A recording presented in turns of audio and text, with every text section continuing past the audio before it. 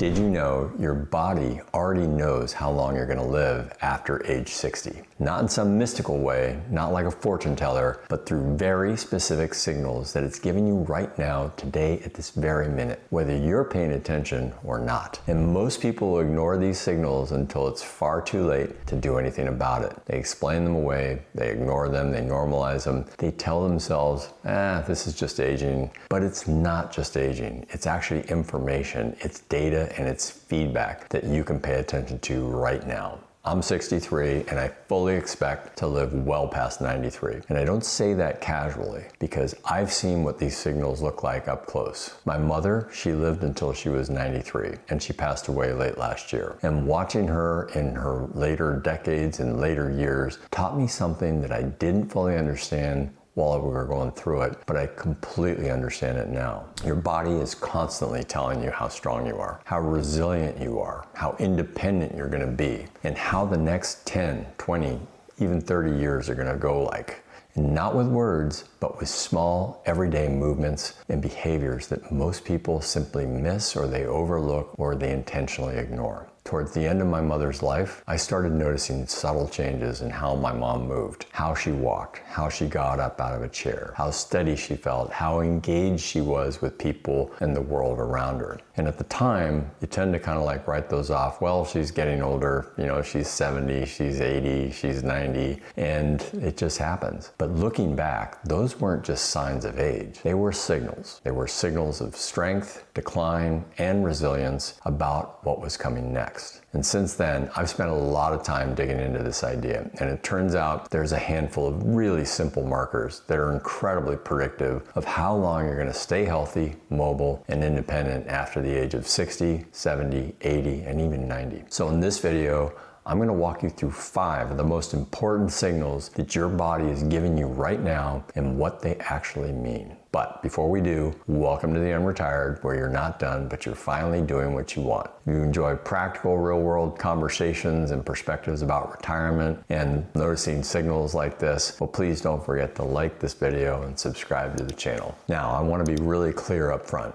This video is not about predicting death. It's actually about predicting your independence, your quality of life, and whether or not you're gonna be in control of your life or your body's gonna take over the control. Because there's a massive difference between simply being alive at 85 and being strong, mobile, clear-headed, and able to enjoy your life at 85. And that's really what we're talking about here. So let's get into these 5 signals. The first sign is really simple. It's almost too simple, but it matters a lot. Can you get up out of a chair without using your hands? And that one movement requires strength, balance, coordination, and nerve function all working together. And if you can do it smoothly, your body's telling you a lot of really good things. But if you can't, that matters too. And I remember noticing my mom starting to rely more and more on armrests, tables, whatever was nearby to push herself up. And at the time, it seemed like a really small thing.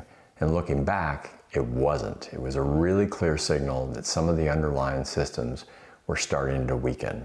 And the key point here is not to panic if you can't do it perfectly. The point is to notice it, because this is actually trainable. This is something you can start working on now. I'm 63 and I'm already working on stuff like this. Sit to stand is one of the most basic and effective movements that older adults can practice. If you want to stay independent, being able to rise from a chair, a couch, a car, a toilet without help, it's not a minor skill. It's actually totally foundational. And again, you're not too young to start working on this at now. Like I said, I'm 63 and I'm already incorporating this basic skill into my strength training workouts that I do multiple times a week. Simple things like different types of squats and deadlift motions, even if I'm not using any weights, I'm working on this. And I can tell you too, that even I notice some people who aren't in very good shape, who are my age, sometimes you notice that they're actually using armrests and they're kind of getting up and all that. If they're having that problem in their early 60s, you can't imagine what it's going to be like in their 70s, 80s, and if they make it to their 90s. The second sign is your walking speed. And this one is also incredibly underrated. Your walking speed tells you a lot about your heart, your lungs, your muscles, your nervous system. When people slow down significantly, it's usually not because they're being careful, because multiple systems are starting to decline all at the same time. With my mother, you could see that change happen gradually, starting in her 80s, and until one day it wasn't gradual at all. She moved just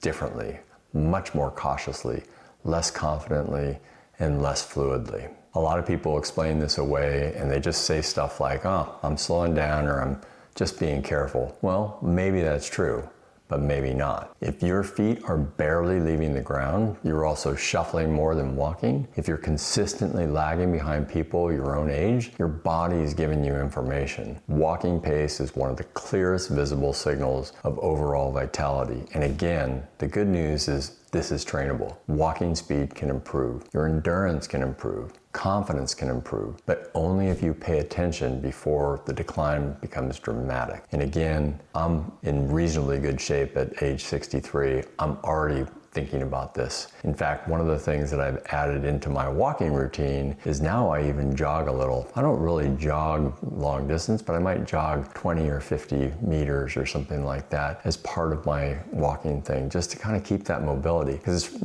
interesting, even though I'm in reasonably good shape, I stopped running and then realized I was forgetting how to run. So I've added running a few steps here and there to my walking. And again, I also try and walk at a very brisk pace too. All right. The third sign is grip strength. And this isn't about opening jars, it's about total body strength. Grip strength is one of the best quick indicators of muscle mass, frailty, weak, and overall resistance. When grip strength declines, often a signal is that the body as a whole is getting weaker. So if your handshake has changed, if carrying groceries feels harder, if opening containers or lifting simple things is becoming noticeably more difficult, your body may be telling you more than you think. And what's interesting about this is people often dismiss this because it just feels so local. It's just my hands, but it's not just your hands. It's a broader indicator of muscle loss and reduced physical reserve. And as we all know, muscle matters more after 60, not less. Muscle is what keeps you strong, mobile, stable, and independent. Lose too much of it, and the rest of your system starts getting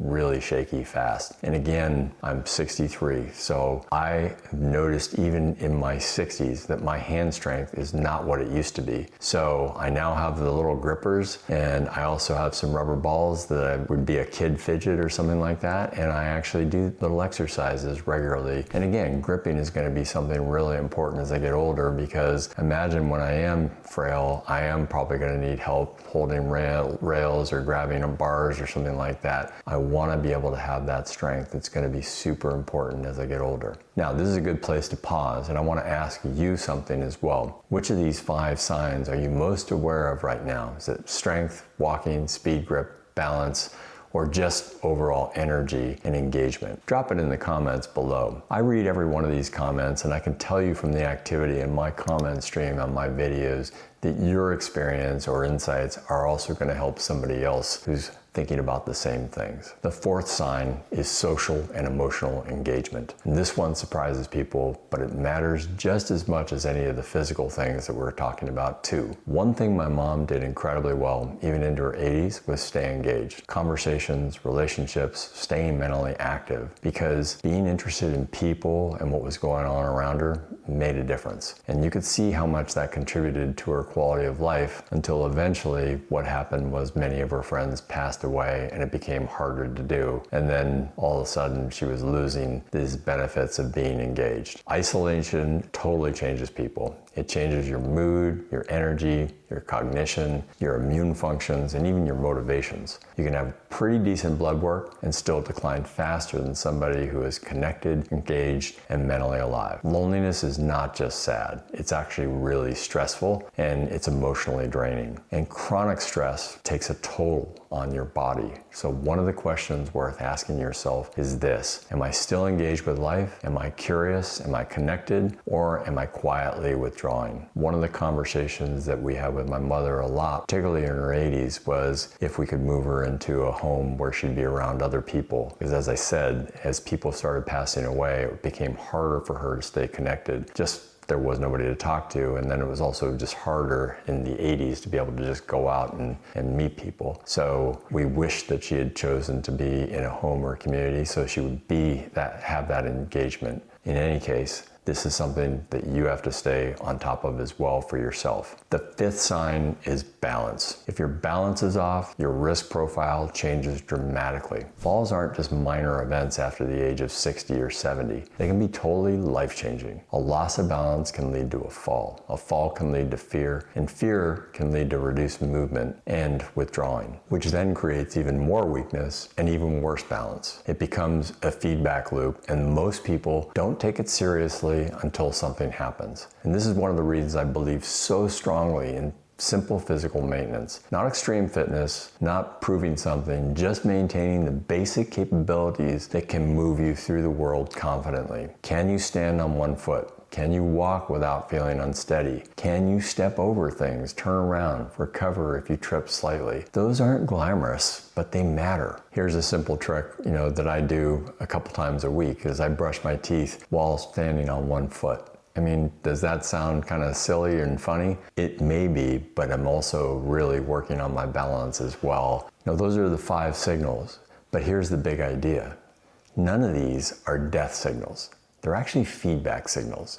They're your body constantly telling you, here's what's working, here's what's starting to break down. And most people wait until it's obvious instead of acting on it when it's really subtle or not even happening at all. And that's the real mistake. They wait until weight loss is dramatic, until the walking slowdown is really obvious, until the fall, until the weakness, until the loss of confidence. Watching my mother go through this and then stepping back and really thinking about it, it made me realize something really important. Longevity isn't just random. It's built slowly through small signals and small decisions and small practices that you can do today at any age. The reason I believe I'll live well into my 90s isn't because I assume I will, it's because I'm paying attention now. Strength, mobility, balance, engagement, sleep, recovery, these are things that matter, and they matter more than most people realize. Now, look, I'm not going to hide the fact that genetics also matter. Life happens, and none of us control everything. But for most of us watching this, the difference between a great next 20 years, or even 30, and a very limited one, it's going to come down to whether you listen to your body or you ignore it. And I think that's especially important if you're planning for retirement, because retirement, as we say on this channel all the time, it's not just financial, it's not just about the number, it's physical, it's lived, it's experienced through your body, it's experienced through your mindset. If this is resonating with you, please go ahead and like this video, subscribe to the channel, and don't forget to turn on notifications, because we not only talk about the financial things, but we do talk about lifestyle and mindset, about retirement for a holistic next chapter of your life. All right, we're gonna wrap this up in a little bit, but this is a really important point. Your body is not predicting your future. It's giving you a chance to change your future. And the people who live the longest and the best, they aren't the ones who avoid these signals. They're the ones who respond to them. They're the ones who think about them before they happen, and they start practicing things that are going to mitigate these simple 5 signals that we've just talked about today. So if you're over 50, over 60, or even if you're already retired, pay attention. Not with fear, but with awareness. Because acting while you still can is one of the most powerful things you can do for your future self. And that, in the end, is the real message here. It's not doom. It's not prediction, but it's taking responsibility. Your body's talking. And the question is, are you listening?